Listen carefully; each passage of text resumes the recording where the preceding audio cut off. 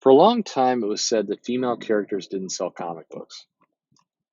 Is that changed? Are things different? I mean, we've got female characters now as leads in comics. So, how are they doing?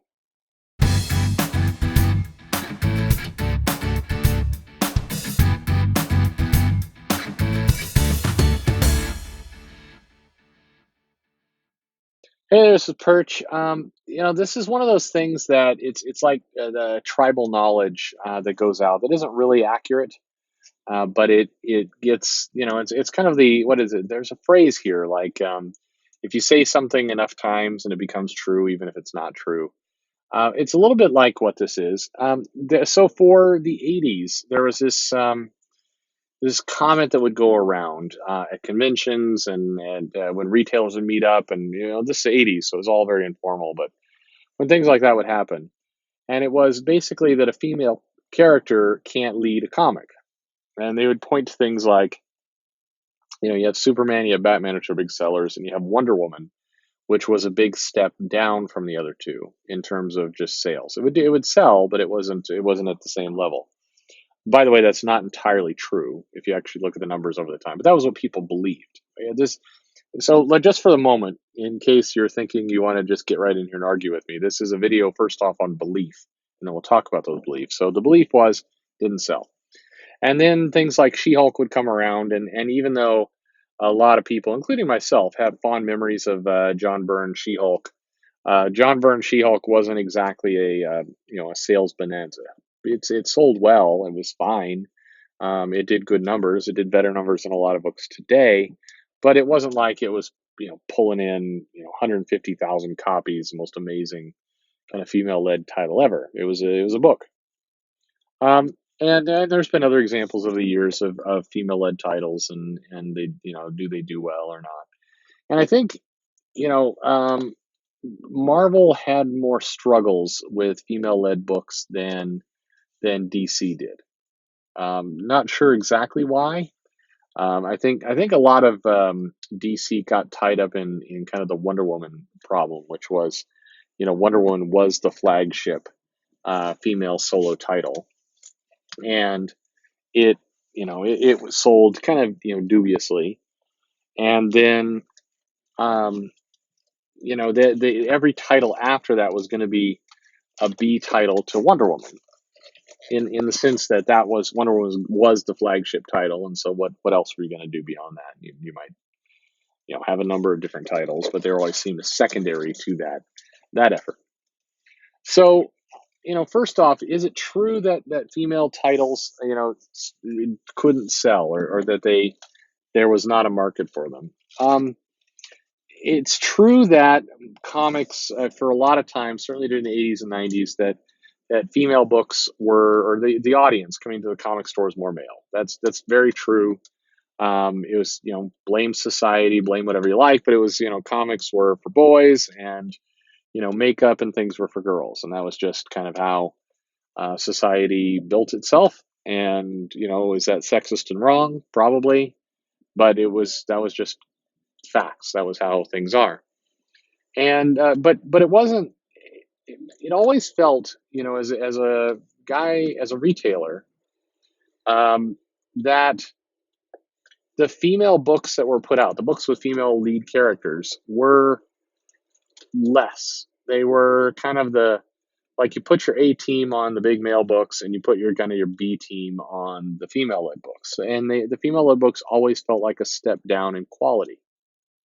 And then whether it's true or not, I had, again, once again, I think you have, I've got fans who just, were huge Wonder Woman, huge Donna Troy, huge She-Hulk, whoever it happens to be. They're fans of these books, big fans of these books, no doubt about it. And yet they didn't move. They would, even though there were people who loved it, it just always felt like those books were, you know, just less. And from the company, from the publisher, it felt like they cared less. The marketing efforts would go to the other books first. And if you did a Wonder Woman event, it was like, it wasn't promoted at the same level, or maybe they didn't commit to the same number of issues. You had a Wonder Woman driven event that would go on, and it would be conspicuously had less marketing. There'd be another event going on at the same time, or there'd be all these factors that would indicate to fans, and I think, as I mentioned in previous videos, fans can smell when the company isn't fully behind something. It they can sense it. There's signs that the publisher gives off that they're not 100% committed to this book, and and then they don't the fans don't go all in. The fastest way to sink a title, a new book, is to give some sense to the fans that, hey, maybe if it doesn't sell, we'll cancel it. If you give that indication early on, the fans just don't bother in the first place. They just don't go in. And so, and a lot of the female books had that feel to it. It had the feel to it of like, hey, we're kind of trying this out, but you may not like it. And if you don't like it, then no problem, we'll just cancel it. There's that vibe that that titles had. So, what does all this mean? Well, now looking at today, well, clearly the publishers are putting out female-led books, and it's a priority for them, and they're putting, in some cases, a talent, or what currently is comics, the bigger names onto those books. But, yeah, by and large, not entirely, but like, it's interesting. You'll see a lot of statements and commitments from Marvel and from DC about we care about the female audience. We think that's important. It's just as important as the male books and everything else. It's like, okay, great. So when's that Jim Lee Catwoman series coming out? Oh, we're not putting Jim Lee on that book. Oh, okay. Well, when when are we gonna get the Jeff Johns Wonder Woman book? Oh, we're not putting Jeff Johns in the book. It's interesting that even with the promise to do more promotion and promise to give it main big attention, the books still suffer. I mean, it's still who your top creators are, and yet here we are. So I don't know. I don't get that. And in Marvel, it's like, hey, Captain Marvel is really, really important, biggest thing in the world. What are we going to, okay, it's great. We're going to get Art Adams to come in and do some interiors. Oh, wow. We're going to get, we're going to have J. Scott Campbell come in and do some stuff. No, no. Okay. We're going to Assad Ribic. I mean, just like what are we doing here? And not to discount the team. I'm not saying that the team who did Captain Marvel was a bad team, or, they were, inferior in the way they did their art. But if it's a priority for you as a company, why not put the priority people on it? Like when you do War of the Realms and you have the variant cover, you have your covers, your main covers, and you have Art Adams doing your main covers for War of the Realms. You know, I, you wouldn't think to kind of do some of that for some of the, you got your Black Widow series, and it's just it's peculiar that on one hand you say it's a priority, it's what you want to focus on, and then you don't put your name number one talent on it. I think that tells it certainly tells the fans kind of how you think about those books. I think, in a long-winded way of saying, I think that the myth, or I think it's a myth. I spoiled my own thing. I think it's a myth that female characters don't sell books. I think they can absolutely sell books. I just think you have to treat it like it's important. You have to, put those books at. You have to put top talent on them. You have to market them well. You have to show fans that you're committed to it. I mean, you got Chris Claremont sitting around doing nothing. How about we have Chris Claremont come in and do an ongoing Storm series with John Byrne doing the art. Reunite that team.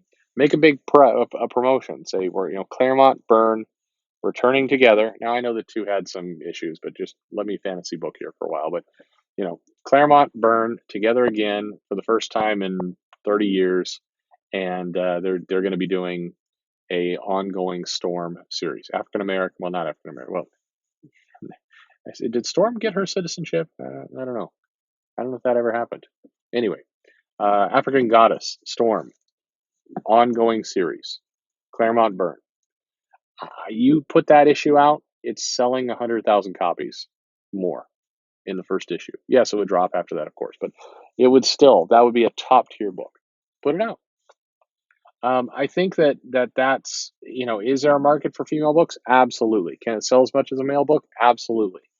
Do you need to treat it as important as a male book? Yeah, absolutely. Or then nothing will happen for sure. That's my take anyway. What do you think? I tried to go through a little bit of the history, kind of how we got here, and then the bigger, what is the truth? Because it's funny in this argument, people don't want to acknowledge the history. They, when you ask the question, it's like, hey, how come female books didn't sell back in the day? It's like, what are you talking about? That's not true at all. They sold, female books sold. They've always sold. It's like, no, they didn't though. And whose fault was that? Was it the fans? Was it the character? Was it the team you put on it? Was the half-assed way you used to promote it? I mean, at some point, got to hold up a mirror and really examine what went on there. Anyway, let me know what you think in the comments below. Like, subscribe, notify. Follow me on Twitter at Comic Perch, and thanks for listening.